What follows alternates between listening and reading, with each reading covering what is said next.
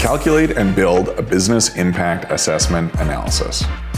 We're now at a stage in the tool where all of that other information that you've been adding specific to your business is getting pulled together into what's called a business impact assessment.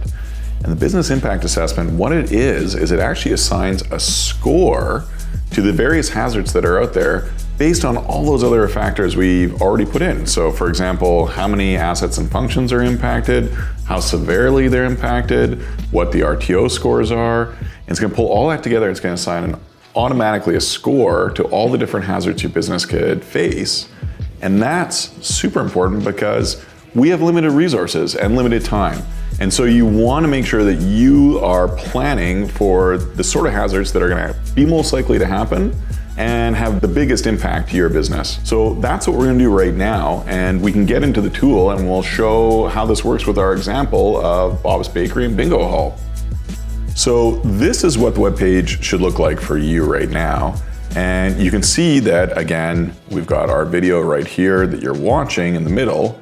And then it has already pulled for us the various hazards that are most likely to occur that we've entered at the very start of this whole process. And what you can do now is underneath all of these hazards, you can actually choose 1 to 3 business assets or functions that would be most impacted by that hazard. So let's start with this first one, wildfire. So when we click on this drop down, we can see all of our business assets and functions that we've already populated. And we're gonna say that a wildfire is actually gonna impact our bingo hall, because obviously if we have a wildfire, we might not be able to actually access our bingo hall, or maybe the bingo hall is actually impacted by the wildfire directly.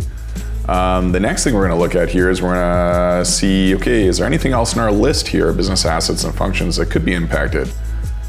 Next, I'm seeing that our inventory for our bakery could be impacted, and also our inventory for the bingo hall.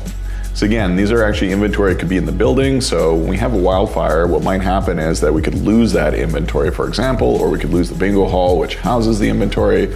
So those are all examples of key business assets or functions that could be impacted by a wildfire. So that gives you an idea of how you'd populate this form. So for that one example with wildfires, we had 3 critical business assets and functions that are impacted, but you might only have 1 critical business asset impacted for other hazards that are there in the list. And so you can work through the rest of those. And again, just put in what's applicable to your business. You can fill it all out. And the neat thing you'll see is after you've entered this information, the tool automatically generates an impact score. And that impact score is critical because it's gonna help you to focus on what hazards are most impactful to your business and which ones you need to plan for with mitigation and preparedness strategies, which is exactly what's gonna come next.